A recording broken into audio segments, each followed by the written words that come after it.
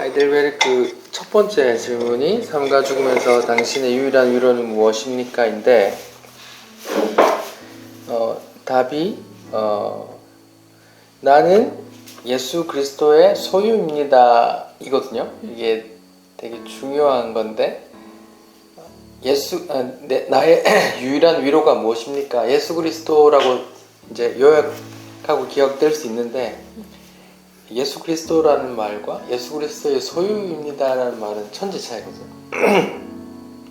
많은 크리스찬들 삶 속에서 제가 이제 뭐 교회도 여러 군데 다녀보고 이제 만나본 많은 사람들은 삶의 유일한 위로가 그리스도 오케이, 구원자 예수 그리스도 오케이 하는데 내가 주의 소유다 라는 말에 그러니까 직접적으로 질문하고 직접적으로 노라고 말은 안 했지만 그 사람의 언행과 제 삶의 모습을 볼 때 노인 사람이 많더라고요.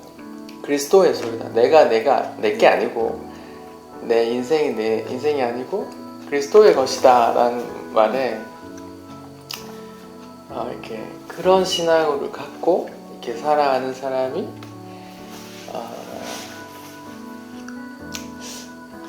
불가능한 게 맞는 건가? 뭐 날 봐도 그게 어렵긴 한데 그걸로 고민하는 사람조차 못 만나봤어요. 사실 예전 교회들 돌아다니면서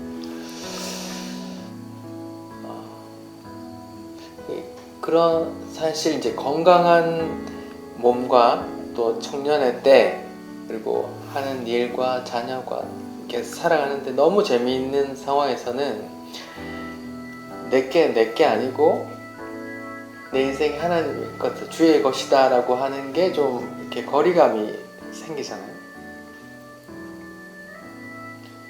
왜냐하면 너무 재미있고 내 마음대로 하고 싶고 이렇게 재밌는 거 하고 싶고 하고 싶은 거 하고 싶고 막 같이 이렇게 내가 내 삶의 주인이 되어서 내가 사는 게 너무 좋으니까 또 그런 내가 중심이 되어 내가 행복하게 사는 걸 이렇게 서포트 해주는 그게 예수 그리스도고 신앙이다라고 생각하는 사람들도 엄청 많더라고요. 오히려 과반수로.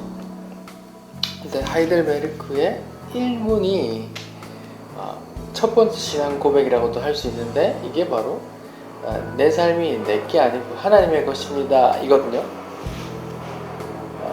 제가 지금 이걸 다시 이제 1편을 얘기하는 이유가 하이델베르크의 첫 번째 제일 중요하다고 생각하는 1문이 그렇게 시작한다고 지금 다시 좀 되짚고 싶어서 그렇거든요.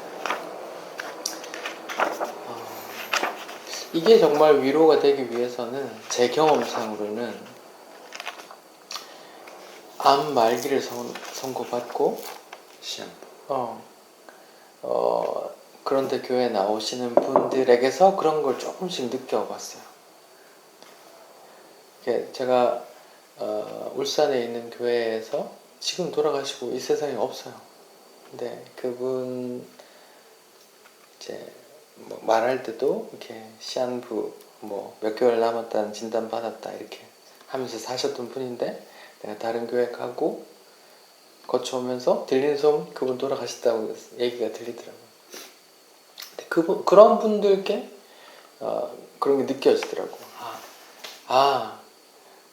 내 삶이 내게 아니라서 좋다. 내 삶이 주의 것이고 주께서 다 책임지신다니까 너무 감사하다라는 고백을 자기가 아무것도 할 수 없는 상황에 처해 본 사람이 그런 걸 할 수 있더라고 말을.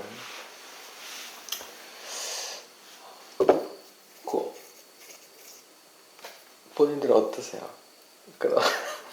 내 삶이 내 거다. 내 삶이 주의 것이다.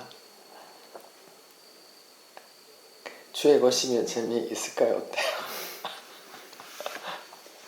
근데 이제 그런 것 같아요.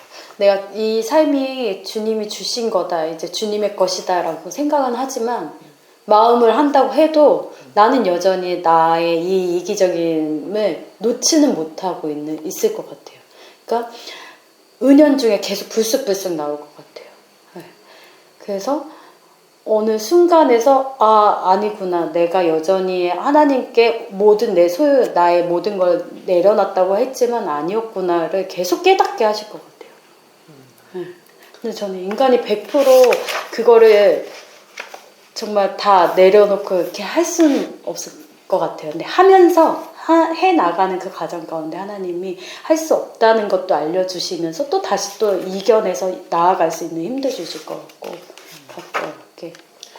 그러니까 이 질문이 네. 첫 번째인 게 되게 신학적으로 네. 성도에게 아주 되게 심도 있는 이렇게 위치에 있거든요. 이 질문 자체가. 왜냐하면 이제 내 삶의 유일한 위로가 무엇입니까? 내 삶이 예수 그리스도의 소유라는 것이 내 삶의 유일한 위로가 됩니다라고 말을 함에 있어서 그 뒤에 복음이 숨어 있거든요. 그게 왜 위로가 됩니까? 라고 이제 되물으면 나는 죄인이었었는데 밝고 환한 빛이 되었네, 이런 찬양 있잖아요. 내가 내 죄에 대해서 씨름해봤고 이 죄를 내가 어찌할 수 없고 또 성경에 분명하게 말하고 있는 그 불과 유황불 속에 영원히 들어가는 그 지옥에서 건짐받았다는 데 감사하고 그 복음을 내가 알기 때문에 예수 그리스도의 소유다. 예수께서 십자가 죽으심으로 그 피값으로 내 죄를 사했을 뿐 아니라 나를 주의 피로 샀다. 보통 이제 교회 수련회 같은 데 가면 나는 얼마야 하면 예수님 짤이야, 뭐 100만 원짜리 200만 원짜리가 아니라 예수님 짤이야, 이런 표현도 쓰는데, 그러니까 이 질문이 신학적으로 굉장히 견고한 틀 가운데 있다고 하는 말은 이 당신의 삶의 유일한 위로가 왜 예수 그리스도 소유라는 말입니까? 라는 되물어 보면 그 뒤에 십자가 복음이 담겨 있기 때문이거든요. 그렇게까지는 생각 안 해봤죠. 그 깊이가 있는 질문이거든요. 여기 보면 이 책 전체가 그런 구조로 되어 있어요. 질문 2를 볼게요.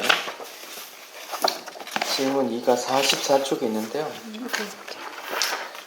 당신이 이 위로 안에서 복되게 살고 죽을 수 있기 위해서 당신이 꼭 알아야 할 일이 몇 가지인가요? 이렇게 보면 첫 번째는 내 죄와 비참함을 알아야 된다. 두 번째, 내 모든 죄와 비참함 속에서 어떻게 구속됐는지 아는 것이다. 세 번째, 그 구속을 위해서 내가 감사하는 것이다.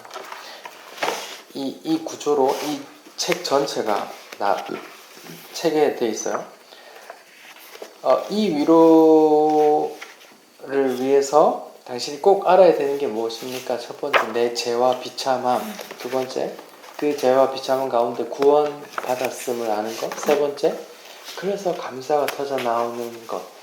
이 세 개의 구조가 이 면문에서 면문까지는 1번, 면문에서 면문까지는 면문, 또 면문부터 끝까지는 또 감사하는 삶, 이렇게 정해져 있거든요.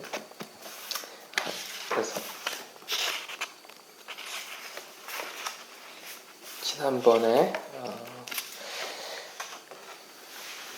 첫 번째 시간에 했던 1문, 2문 잠깐 언급드렸고요. 이제 3분부터 여기 표제에 보면은 이제 제1부 인간의 비참함에 대하여라고 해서 이제 물음 3부터 11 이렇게 돼 있잖아요.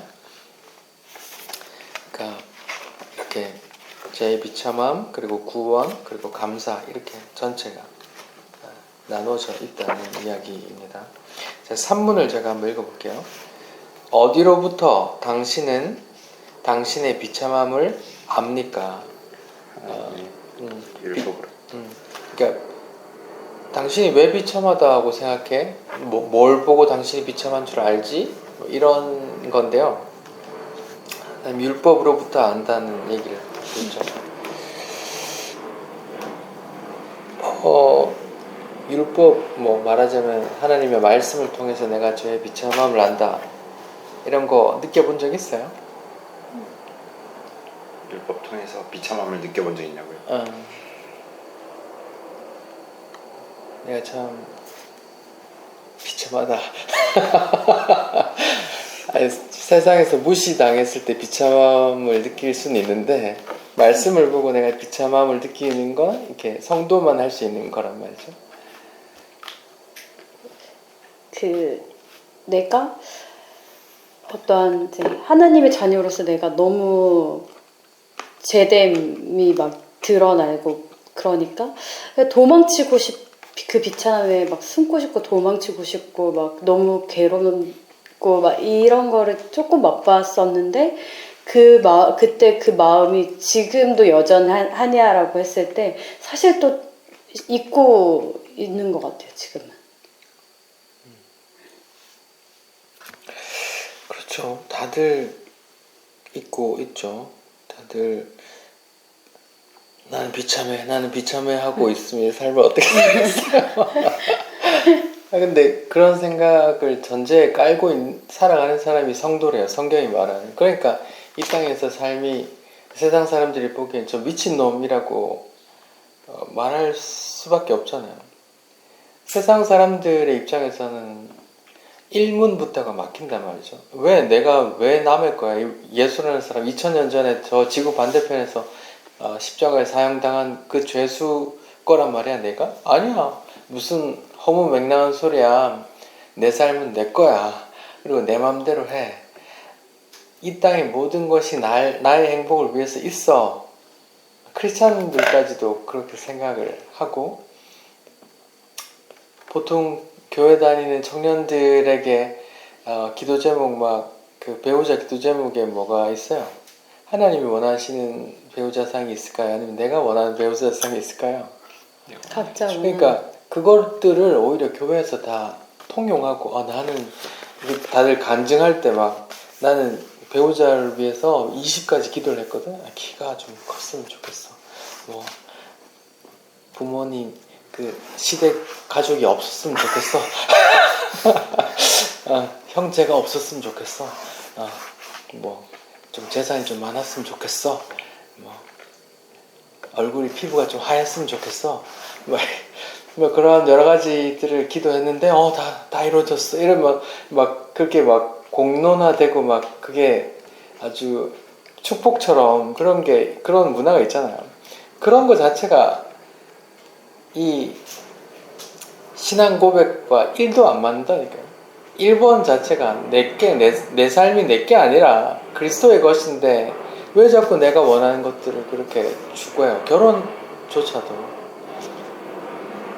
두 분 그렇게 결혼하셨잖아요. 내가 원하는 최고의 내가 원하는 사람이잖아요. 그렇죠. 그렇다고 하나님이 원하시는 거를 우리가 알 수가 없으니까.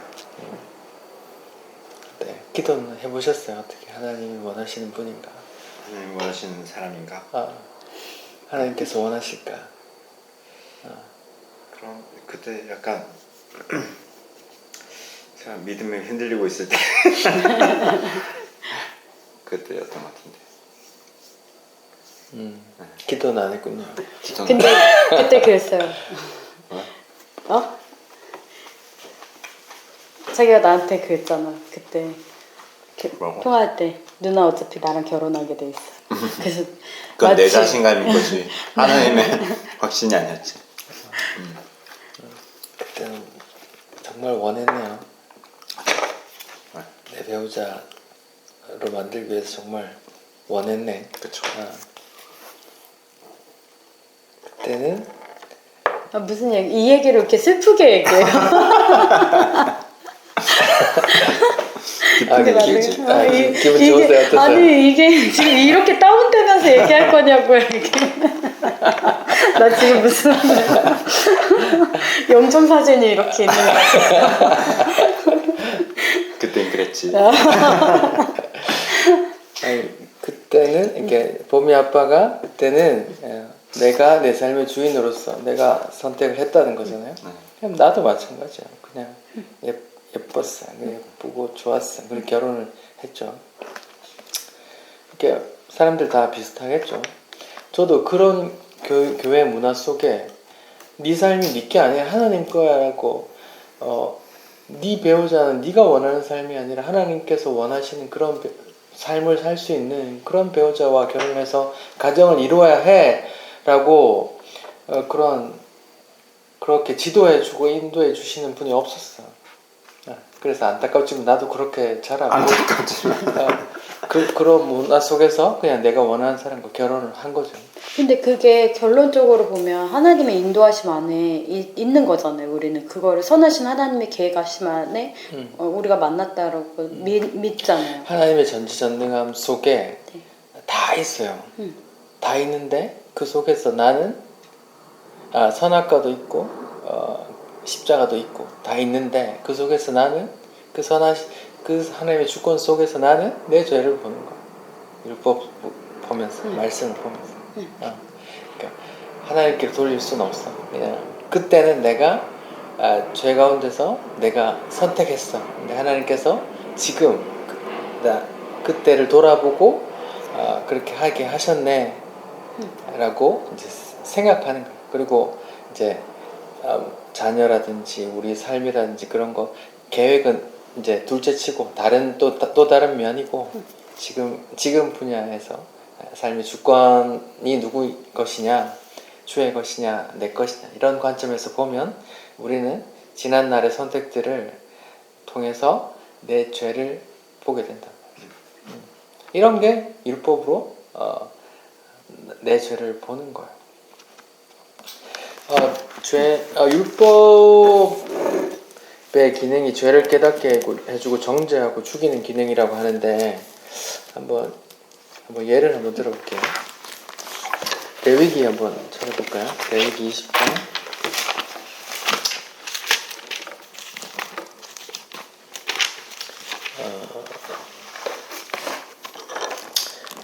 레위기 20장에 이제 율법의 규례 중에 제들을 소개하는데 제가 읽어볼게요.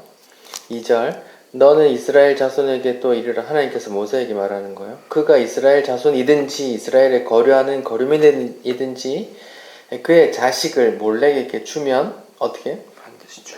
반드시 죽여라 고 말하고 또 6절에 보면은 접신한 자와 박수무당을 음란하게 따르는 자는 내가 진노하여 그를 그 백성 중에 끊으리니 너희는 스스로 깨끗하게 하여 거룩하게 할지어다.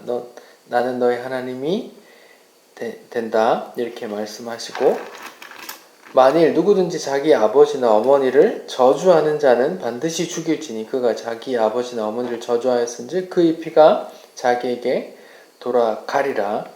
누구든지 남의 아내와 간음하고자 곧 그의 이웃의 아내와 간음한 자는 그 간부와 음부를 그러니까 둘 다 반드시 죽여라 말하고 누구든지 그의 아버지의 아내와 동침하는 자는 아버지의 합체를 범하였은즉 둘 다 반드시 죽여. 또 있고 13절 누구든지 여인과 동침하듯 남자와 동침하면 둘 다 반드시 죽여. 이렇게 말하자면 동성애자 반드시 죽여. 이렇게 말하고 15절 짐승과 교합하면 반드시 죽여. 이렇게 말하고 이게 지금 반드시 죽여라고 말하고 있죠. 무시무시하죠. 이런 율법들인 거죠. 무섭죠. 또 예수님께서 어떻게 말했는지 마태복음 5장을 한번 볼까요? 마태복음 5장 21절부터 이제 예수님께서 산상수훈에서 하시는 말씀 율법을 좀 더 이제 설명해 주시면 마태복음 5장 21절 옛사람에게 말한 바 살인하지 말라 누구든지 살인하면 심판받게 되리라 하였다는 것을 너희가 들었으나 나는 너희에게 이르노니 형제에게 노하는 자마다 심판을 받고 형제에 대하여 라가 밥통 바보 이런 뜻이에요. 하라 하는 자는 공회에 잡혀가게 되고 미련한 놈이라 하는 자는 지옥불에 떨어지게 되리라 이렇게 말해요. 무섭죠. 27절 또 간음하지 말라 했던 걸 너희가 들었으나 나는 너에게 이르노니 음욕을 품고 여자를 보는 자마다 마음에 이미 간음하였다고 말하죠. 율법을 통해서 내 죄가 보입니까? 안 보여요? 친구에게 바보라고 한 적 없어요. 마음속으로 좀 이상한 생각 한 적 없으신가요? 내 눈이 딱 엄한 걸 보고 실족하게 하거든. 뽑아버려. 이렇게 말해요. 30절. 네 오른손이 널 실족하게 찍어버려. 이렇게 말하고요. 무시무시하죠. 이게 율법이에요. 율법 속에서 나는 어떻게 돼야 돼요? 100번이고 1000번이고 계속 죽어야 돼요. 율법 속에서 나를 보게 되는 거죠.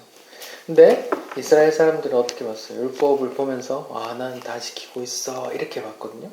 그걸 이제 그게 바울인데 예수님이 눈에 콩깍지를 빼주니까 이제 자기가 죄인 중에 괴수라고 말하게 되는 거잖아요.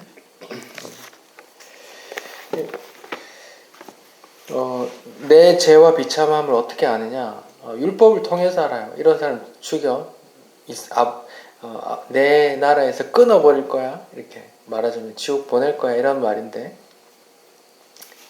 그 비참함을 그렇게 아는 거죠.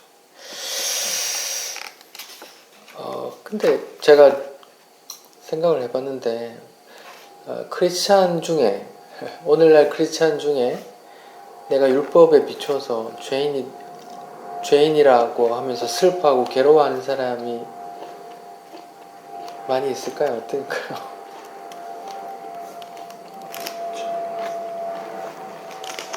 많이 없는 것 같죠? 자, 사문 보면 하나님의 율법은 우리에게 무엇을 요구합니까?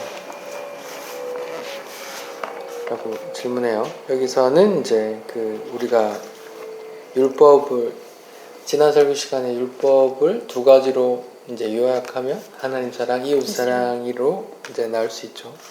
말하자면 이제 그 두 개 이제 율법 교사도 그런 말을 했고 또 예수님도 이제 율법 교사가 물어서 또 그런 말을 했거든요. 하나 뭐 마음을 다하고 힘을 다하고 뜻을 다하여 하나님을 사랑하고 또 둘째는 이와 같으니 자신과 같이 사랑하라 이렇게 요약했죠. 근데 여기서 이제 해설에서 보면 첫 번째 요구가 하나님을 사랑하는 것인데 하나님 사랑을 왜 계명의 첫 번째 계명으로 주셨냐 하니까 범죄로 하나님을 미워하게 됐다 이렇게 말해요. 이것도 재밌죠. 아담이 선악과를 따먹은 이후로 하나님을 사랑하지 않게 되었기 때문에 하나님께서 그 계명을 첫 번째로 주실 수밖에 없었다 이런 말이죠. 에덴 동산에서 하나님을 경외해라는 계명을 줄 필요가 없었는데 우리가 죄를 짓고 우리가 하나님의 품을 떠나 내가 하나님 돼야지 하고 내가 내 마음대로 살 거야 하고 뛰쳐 나가는 순간부터 이제 이런 계명들을 이제 주시는 거죠. 하나님 싫어. 하나님 시키는 대로 살기 싫어. 내 마음대로 살고 싶어. 내 삶의 주인은 나잖아. 라고 하면서 이제 하나님을 밀어내는 거죠. 이 땅에 하나님이 있다고 살아요? 아니면 없다고 살아요? 없다고 살죠. 뉴스에 뭐 하나님 얘기 나오는 게 없잖아요. 인류 사회 자체가 하나님이 없는 사회예요. 가만히 생각하면 그래요.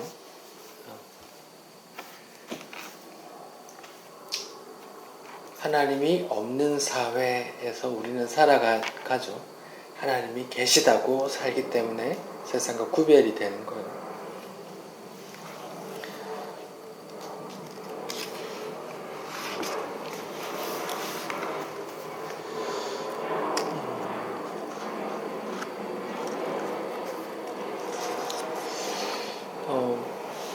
여기 보면 53쪽에 보면 남편이 아내를 사랑하는 것처럼 사람을 사랑하는 것이 이웃 사랑이다 이렇게 말해요. 뭐 제 집사람은 없으니까 보미 엄마에게 질문해 볼게요. 어떻게 남편으로부터 사랑을 받고 계십니까? 네.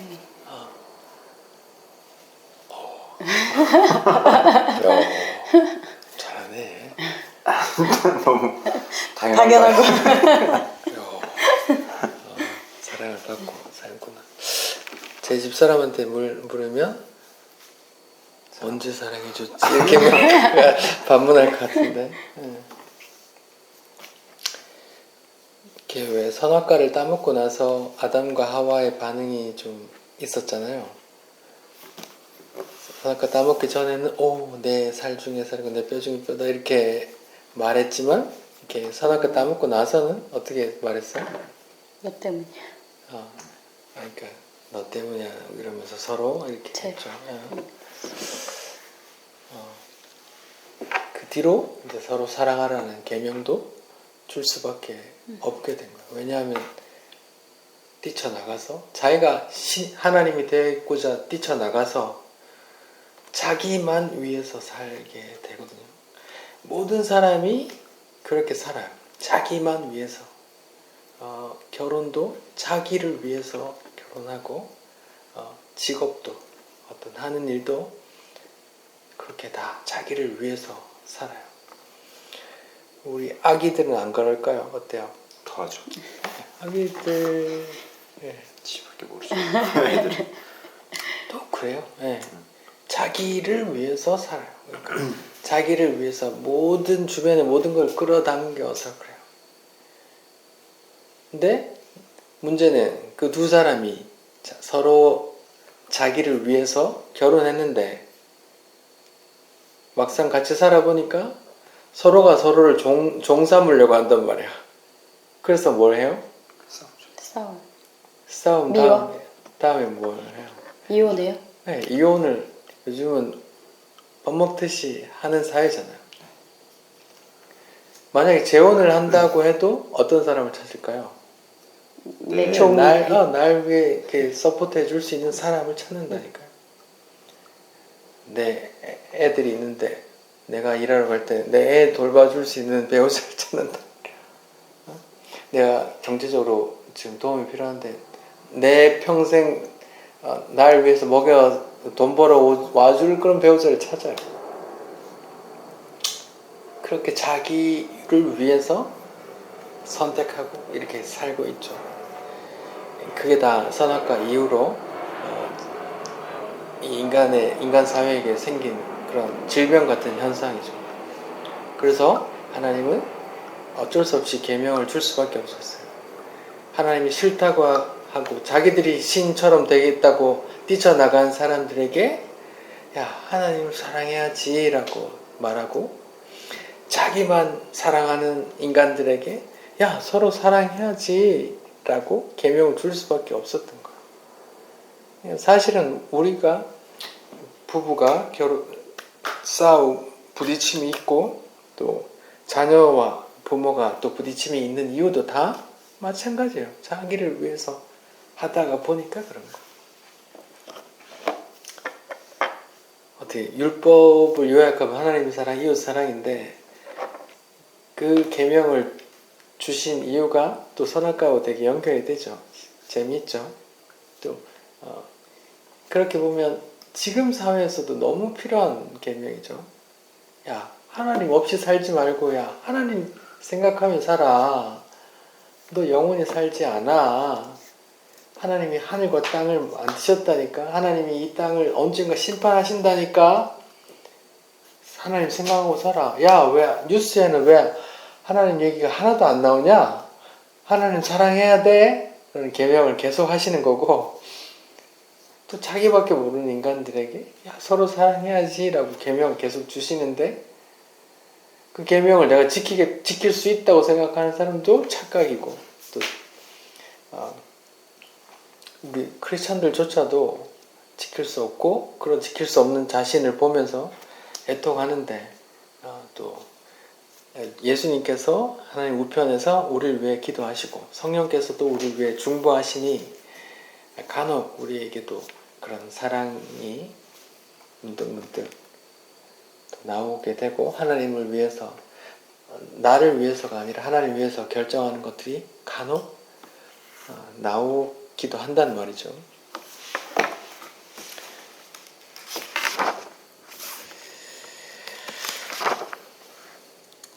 자,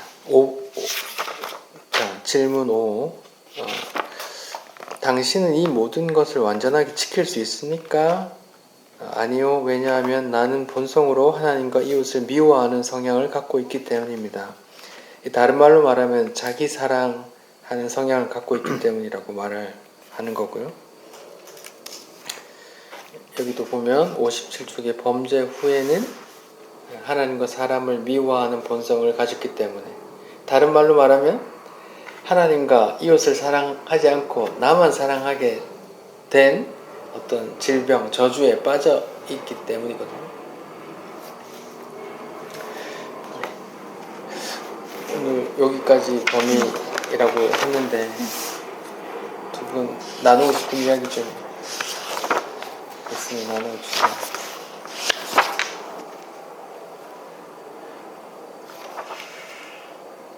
아까 이웃사랑. 네. 그 이웃사랑 하는 게 여기서는 이 책에서는 그냥 이제 다른 사람을 존중하고 그냥 약간 표면적으로만 이렇게 보이는데 그냥 일반적으로 우리가 생각하는 도덕적인 그런 이웃사랑을 얘기하는 거인가요? 말 그대로 이분은 이제 해석하기를 이런 해설은 요리문답에 없어요. 요리문답은 요 질문과 답만 있어요. 근데 이분이 이렇게 해석한 거예요. 이분이 이렇게 해석을 했는데 말 그대로 이웃사랑은 그냥 존중이다라고 이분이 이렇게 해석했어요. 근데 저는 좀 생각이 다른데 이웃사랑에 대해서 어떻게 생각하세요? 우리가 지난주 설교하고 연결도 되는데 서로 사랑하라라고 제가 설교를 했었잖아요. 새 계명을 주는데 뭐라고 하셨어요? 이웃을 사랑하라고 하셨어요? 아니면 서로 사랑하라 했어요? 서로 사랑. 예, 형제를 사랑하라, 다른 말로 형제를 사랑하라 했거든요. 그리스도의 당부는 자기 백성들에게 있단 말이죠. 저는 그래서 율법의 마침, 하나님 사랑, 이웃 사랑의 그리스도께서 율법의 마침 이후에 새 계명은 서로 사랑하라는 계명을 주셨어요. 그래서 아직도 하나님 사랑, 이웃 사랑에 대한 그 계명을 내 몸의 법으로 갖고 이웃 사랑해야지 하고 어거지로 이렇게 살고 있는 사람들 막 피해 보면서 계속 속으로 막 우라통이 터지면서 계속 전혀 하나님 알지도 못하는 사람에게 그냥 헌신적으로 사랑하는 사랑해야 된다고 생각하고 그렇게 사는 사람은 그 율법주의적인 사고로 저는 살고 있다고 생각을 해요.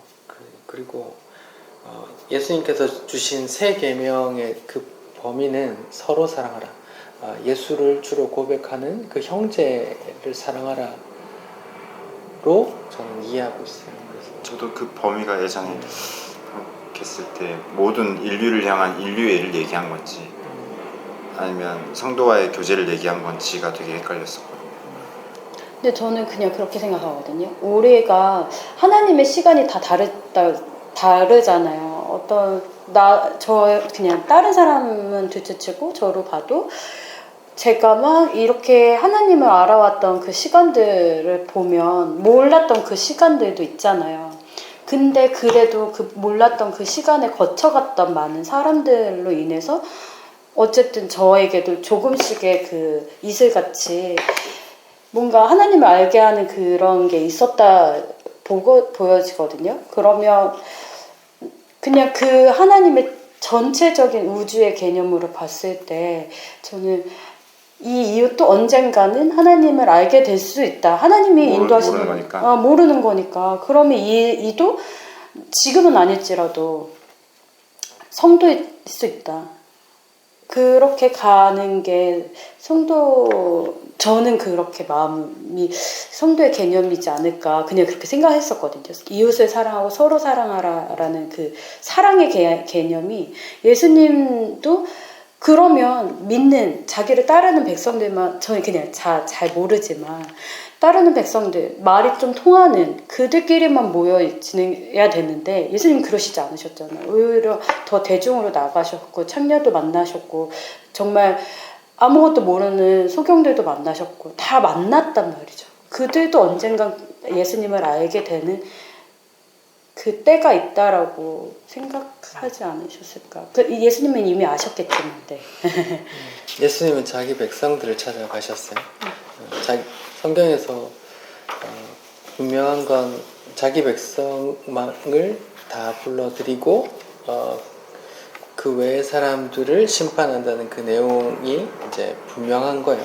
근데 오늘날 인간 세상에서 성경에서 말하는 그 이웃 사랑이 인류애로 확대해서 그렇게 붙여놨어요. 그냥 이웃 사랑 이꼴 인류애라고 붙여놨어요. 근데 이거는 성경과 이렇게 모순되는 경우가 많아요. 그러니까 인류애를 위해서 하나 돼야지, 이웃사랑하는 개념으로 하나 돼야지. WCC니 왜 안 하는 거야? 인류애를 위해서 하나 돼야지. 그러니까 아니거든요. 그쵸. 그거는 그런데 그러니까 네. 그런 이게 있고 인류애라는 개념하고 달라요. 이게 근데 오늘날 그 매스미디어와 그 세속화된 교회에서 메시지는 이웃사랑 이꼴 인류애라고 번역해놨어요. 그래서 인류애를 위해서 헌신하면 무조건 주의 사랑을 전한 것이라고 전환되지만 그런 건 오히려 마더 테레사나 슈바이처라는 사람이 이제 인류애를 실현했지만 예수를 전한 사람들은 아니거든요. 그러니까 분리돼요.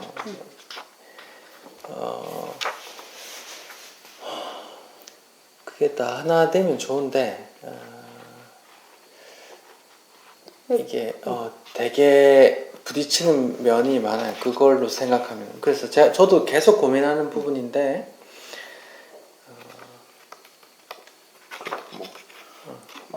안 할 필요는 없지. 그러니까 나는 그런 게 좀 헷갈리는 거예요. 우리가 당연히 이제 목사님 말씀하셨던 것처럼 이 복음의 본질이 다른 거에 대해서 그거를 인류애로 받아들이면서 우리가 사랑으로 이들을 감싸 가야 합니다. 이건 아니거든요. 그건 분명히 아니잖아요. 본질, 그 복음의 본질이 벗어난 거잖아요. 그게 아니라 제가 아까 말씀드렸던 거는 이제 이 한 성도가 지금 무교예요. 뭐 아무것도 몰라요. 근데 지금 같이 대화 나눴는데 너무 무지해서 내가 대화가 안 돼. 근데 그때 내가 어쨌든 하나님 말씀 전하잖아요. 그리고 지금 이 성도가 너무 힘들어.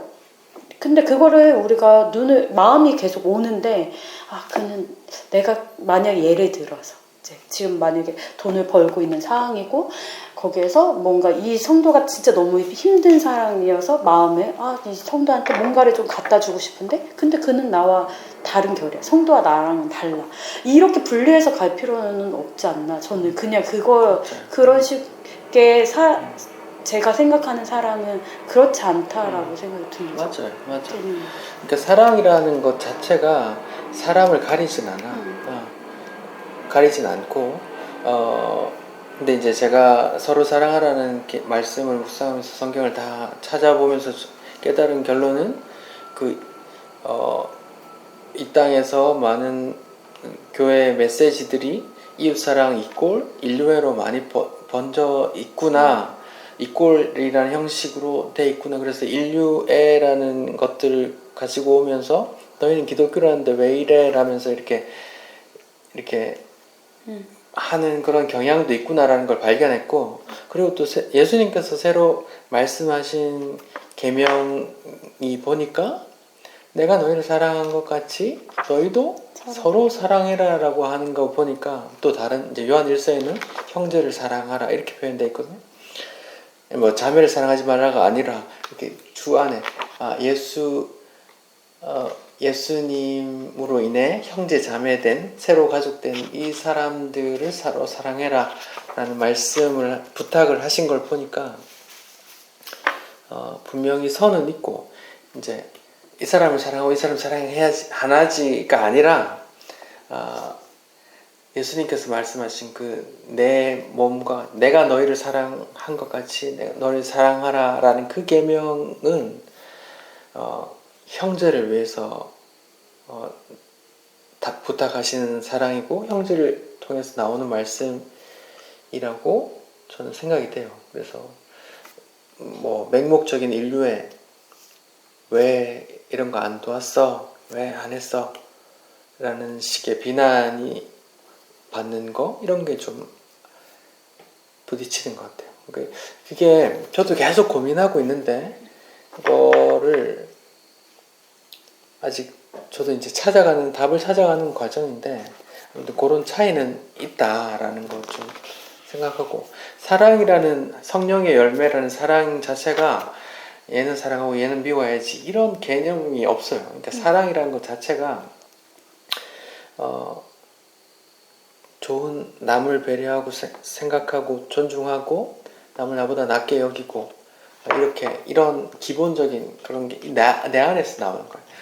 내 안에서 사람을 봐서 나오는 게 아닌데 주께서 부탁하신 새 계명 서로 사랑하라는 그 계명은 그 그리스도 안에 있는 자들 간에 그 사랑을 부탁하셨어요.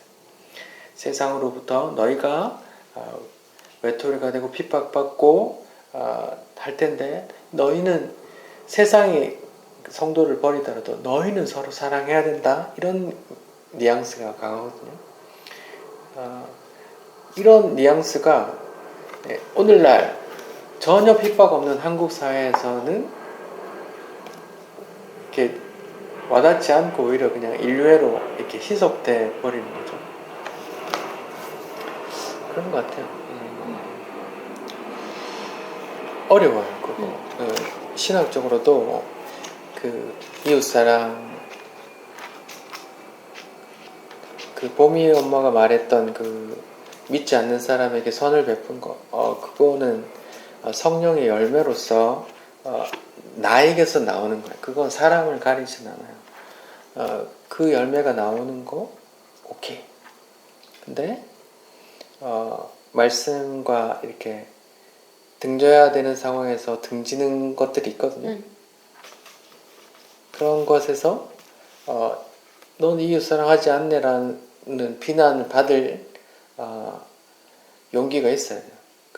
그런 애매한 그런 벽이 있어요. 그거를 오늘날 이 세상 신은 그걸 애매하게 막 그걸 구분 안 하게 막 이렇게 해놨어요. 그래서 정신 안 차리면 그래야지.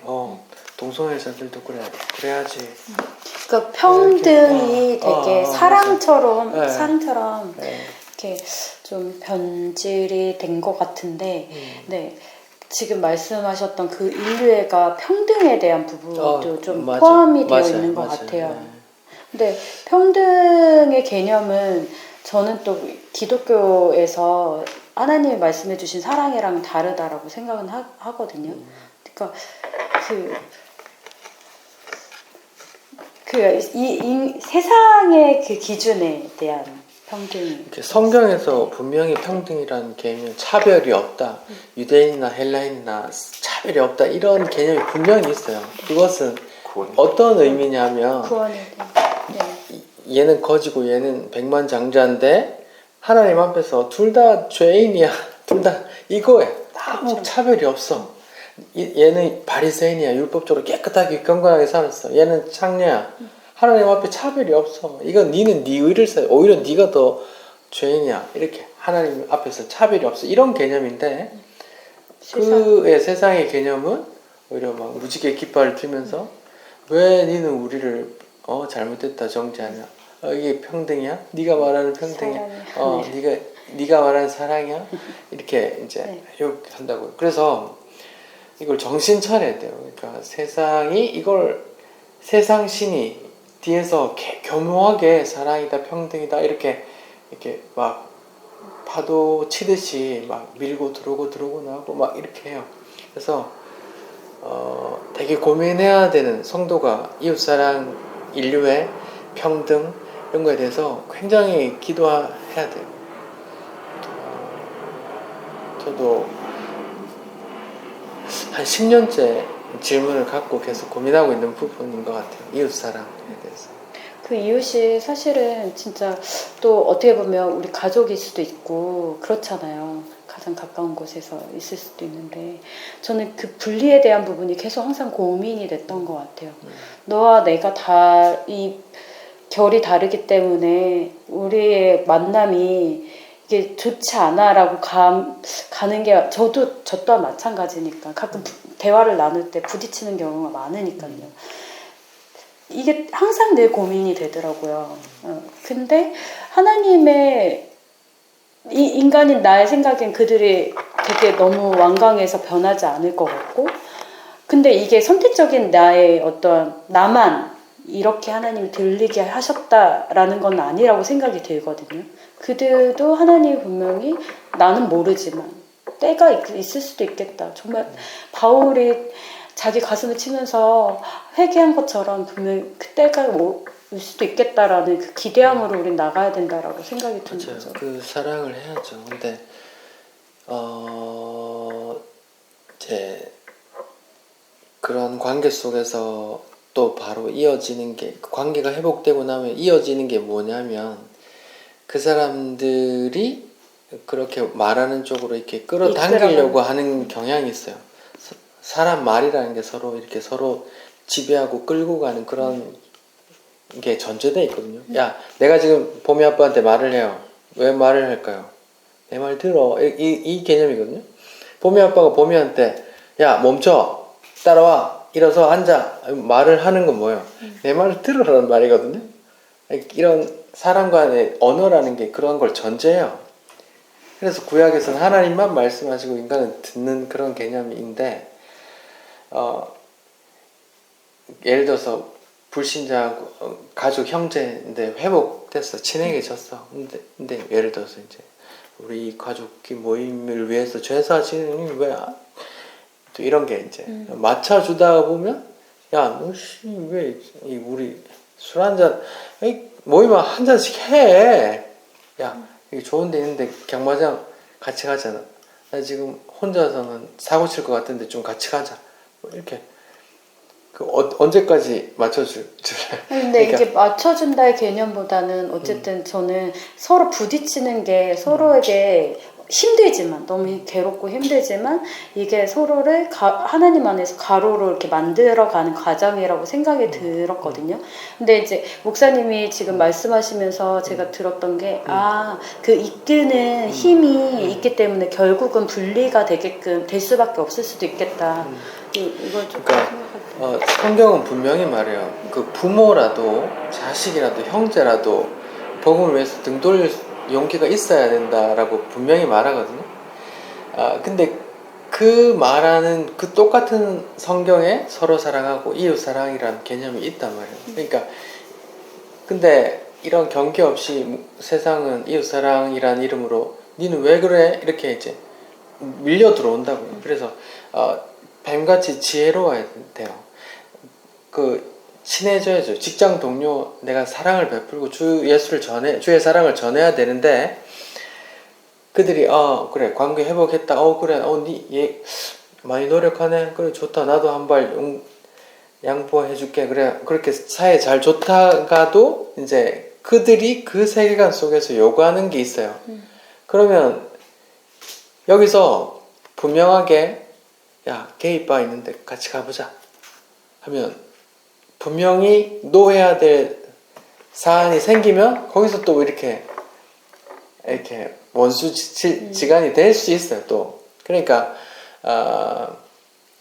오늘날 그 세상 신이 크리스찬들을 공격하는데 뭘로 공격해? 사랑해야지 너 임마 사랑 그게 사랑이야? 이렇게 치고 들어온다고요. 근데 그 사랑이라는 걸 설교해 놓은 성경에 똑같이 부모라도 버릴 수 있어야 돼, 등질 수 있어야 돼, 이런 개념이 있고, 예수님조차도 야 이 뱀새끼들아 이렇게 얘기하시고 막 상 놓고 하신다고요. 사랑이란 본체신 예수께서 그러신다고요. 그러니까 이게 오늘날 그런 세상 신이 크리스찬들에게 암묵적으로 이렇게 핍박을 가하는 게 뭐냐면 사랑해야지 너희는 그래 사랑해야지 하면 인간관계 불편하면 다 난 왜 이러지 내가 잘못됐나 이렇게 생각하도록 만들어요. 아니요, 내 안에 그리스도께서 이걸 원수지게 할 수 있어요. 그리스도께서 내 안에서 도저히 거기에 머리를 조아리지 마 라고 하면 원수질 수가 있어요. 그러니까 크리스찬들 중에 많은 사람들이 착한 사람 컴플렉스가 있어요. 난 이러면 안 되지. 저 사람이 저렇게 못되게 말해도 난 이러면 안 되지. 아니요. 크리스찬으로서 주의 고백으로서 제사를 지낸다. 게이바에 같이 가자. 거기 공개 카톡방에 여기 남자 여자 부부 서로 막 만나는 그런 게 가보자 이렇게 얘기하는 데서 이렇게 원수 질 수 있다니까. 져야 된다니까. 도박하는데 같이 가자. 원수 져야 된다니까. 사창가에 같이 가자. 원수 져야 된다니까. 오히려 그런 거는 너무 쉬워요. 오히려 쉬운데 애매하게 걸리는 것도 많아요. 그러니까 상대방도 크리스찬인 거예요. 맞아. 네, 그게 제일 어려운 거예요. 맞아. 네, 이 아예 사창가를 가자 이런 건 너무 쉽죠. 그런 사실은 쉽다. 오히려 쉽다. 이런 거는 노하기가 너무 극명하게 갈리니까 쉬운데, 이런 것보다 이게 말씀을 지금 나누는데 이렇게 교제를 하는데 너무 애매하게 안 맞는 거예요. 계속 애매하게 저 아닌데 아니라고 말하기도 애매한 계속 그런 식으로 가면 내가 이렇게 말하면 그쪽에서 그래 그거 맞지 그것도 맞는데 이것도 이럴 때 이제 등지기가 어렵다는 거예요. 이럴 때는 어떻게 해야지 그런 약간 갈등이잖아요. 이게 가족들이 약간 그렇거든요. 가족들이 그래 네 말 다 맞아. 근데 우린 대형교회 가야 돼. 우리 애들은 대형교회 가서 그 중고등부 있는 데로 꼭 가야 돼. 전 너무 못 쓰는 거예요. 이게 무슨 말이야 이게? 그러니까 근데 나는 그게 뭐야 너 나랑 진짜 다르네 이렇게 그러니까 전 때가 다르다고 그러니까 그 때를 기다리는 때는 자기 게 아닌데 나는 내가 생각할 수 있는 그때가 안 올 수도 있어. 안 올 수도 그쵸. 있고 내 게 아닌데 그렇다고 막 버리라는 게 아니라 관계 당연히 가족이니까 관계 유지하고 같이 나누고 할 수 있는데 아닌 걸 아니라고 어느 순간 못 하고 있더라고. 나도 못 하고 자기도 못 하고 아닌데 저게 아닌데 어느 순간 보니까 예전에는 우리가 싸워서라도 했던 말들을 이제는 우리가 끌려가 버린 거야. 아까 목사님 말대로 그 사람들이 그렇게 계속 얘기하니까 그래 하고 그냥 넘어가 버리고 이제 관계 위주로 가는 거예요. 아니 왜냐면 이제 한번 얘기를 했거든요. 얘기를 했는데 이제 말씀의 차이에 대한 부분을 얘기를 했어요. 근데 어쨌든 교회 내에서 이런 프로그램인 아이들이 먼저니까 우선이니까 아이들이 적응할 수 있는 프로그램이 필요하고 이런 것들을 중요하게 생각하는 거예요. 그러니까 그럼 생각이 지금은 내가 봤을 때는 하나님이 중요한 게 아니라 다른 게 중요한 것처럼 보여지잖아요. 그러니까 이 대화는 무의미하다라고 지금 느껴지는 거죠. 하지만 나도 전에 남편이랑 내가 그때는 그게 맞다라고 옳다라고 했을 때 막 얘기했다가 깨닫고 나니까 그게 아니었구나를 하나의 성령을 통해서 알게 하셨잖아요. 그러니까 하나님이 하실 일은 나는 잘 모르지만 언제 어떻게 하실지는 모르지만 지금 얘기하셨던 것처럼 때를 제가 정할 수 있는 게 아니잖아요. 하지만 어쨌든 내가 할 수 있는 건 기도밖에 없구나 밖에 없는 거예요. 맞죠. 예. 너무 안타까우니까 진짜 그냥 그래서 저는 그게 사랑이라고 생각이 드는 거예요. 이게 온 신경이 거기에 가 있으니까 저는 언니가 이제 마음이 계속 있으니까 설거지 할 때나 아니면 화장실 갔을 때나 잘 때나 계속 이렇게 눈물이 계속 나는 거예요. 이게 제 마음이겠어요. 하나님이 주신 마음이라고 저는 생각. 그게 너무 안타까우니까 왜 모르지 이런 마음이 계속 드니까 네 저는 이게 그냥 사랑이라고 생각이 들고 기도하게 하시는 거죠. 또 이렇게 성령께서 이거 지금 말해야 되는데라고 고민하게 하시고 오늘은 말 못하고 계속 끌려가네라는 생각조차도 그런 생각조차도 성령께서 주시는 생각일 수 있어요. 그래서 기도해야죠. 기도하면서 지혜롭게 또 해야 하되 다만 내가 그를 천국 보낼 수 없어요. 내가 그를 천국 보낼 수 없어요. 그러니까 하나님께서 택한 자를 부르시는 것이고 그런 거죠. 그러니까 그런 하나님께 주권을 맡기고 다만 내 속에서 바울이 유대인을 향해서 애통하면서 그렇게 글을 썼던 것처럼 우리도 기도할 수 있는 거죠. 주님, 왜 저분들은 왜 저렇게 세상적으로 좋은 것들을 추구하려고 하죠? 또 자녀들에게도 그런 걸 줄까요? 잘 모릅니다 하는 기도해야죠.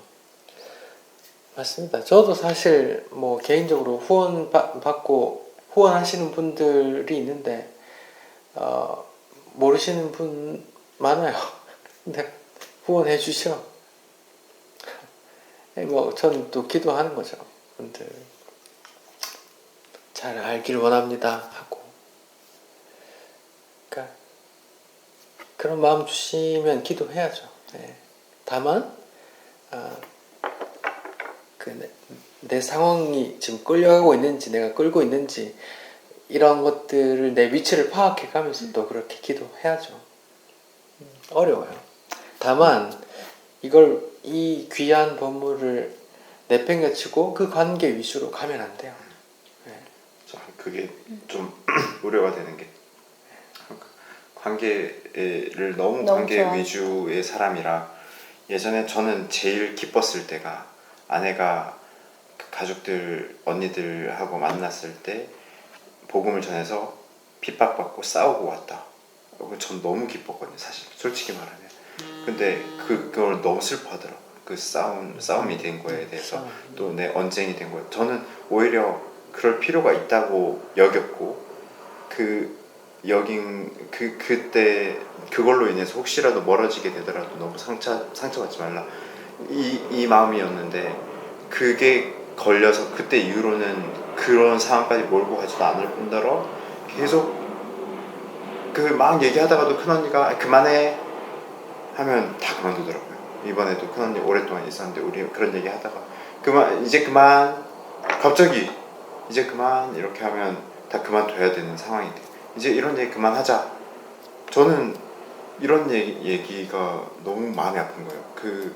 근데 그거를 이제 관계 위주로 계속 가다 보니까 아내는 그래도 그 관계 안에 있어야 이 사람들 때가 다르기 때문에 계속 있다 보면 당연히 우리 가족이기 때문에 떨어질 수가 없어. 없고 그거는 어쩔 수 없는 이제 상황이잖아요. 근데 이번에도 있을 때 우리가 이렇게 막 투쟁을 해서 막 하는 것만이 저는 그들에게 복음을 전한다고 생각하지 않거든요. 저도 모르게 그냥 저는 제 생각에는 근데 이게 너무 자연스럽게 나와서 제가 뭘 하려고 했었던 것도 아니고 그냥 오늘 상황에 있어서 하나님이 주신 그 은혜들 누림을 그냥 자연스럽게 나누고 그리고 내가 얼마나 부족하고 죄인인지에 대해서 전에는 몰랐지만 이런 것들을 그냥 나눴거든요. 근데 언니는 너가 꼭 그렇게만 안 봤으면 좋겠다라고 얘기를 하더라고요. 근데 이제 저는 나는 내가 성경을 보니까 이제서야 느끼는데 난 진짜 내가 죄인이구나를 정말 많이 깨닫게 하시더라.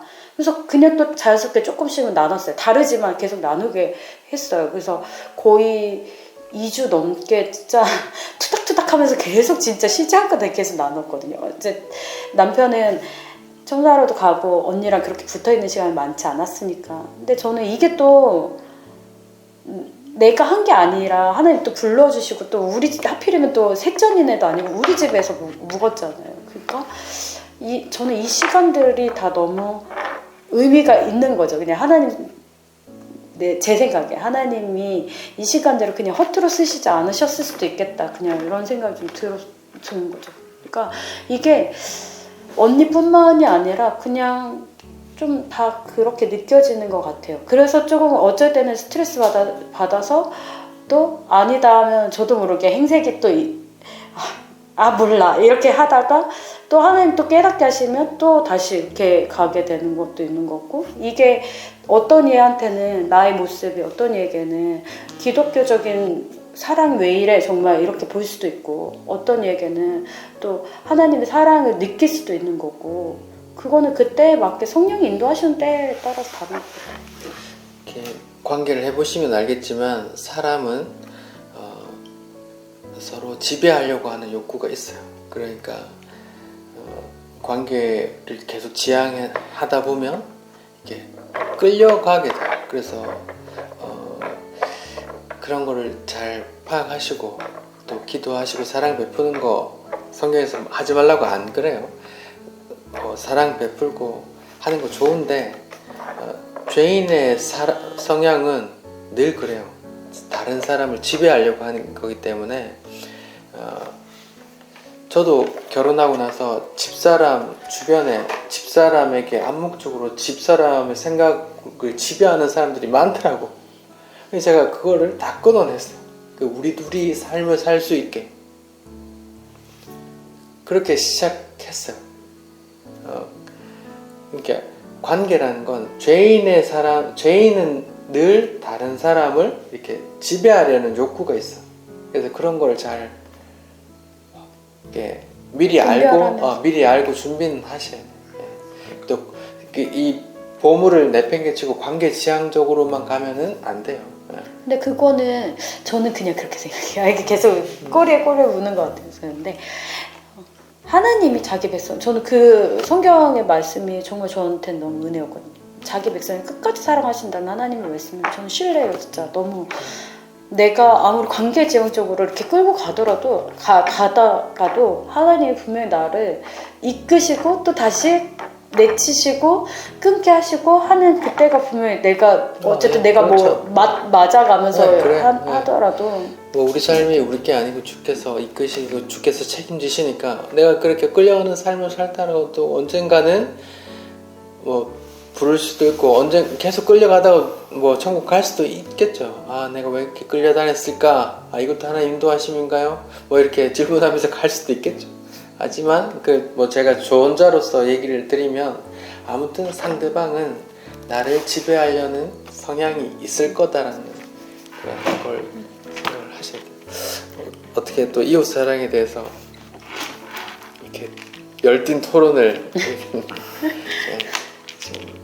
본의 아니게 시간이 길어졌는데 제가 잠시 기도할게요. 하나님 감사합니다. 하나님이 율법을 주셨고 율법을 우리가 다 지킬 수 없음도 알고 있습니다. 주님, 우리가 이웃 사랑에 대해서도 고민했습니다. 일단 우리가 다 할 수 없음을 인정하게 하시고 또 주께 기도하면서 또 성령께서 맺으신 그 사랑 내놓을 수 있게 도와주시고, 또한 사랑을 베풀 때 주께서 뱀처럼 지혜롭게 하셔서 내 영혼이 길을 잃지 않도록 언제나 인도해 주옵소서. 예수님 이름으로 기도드립니다. 아멘.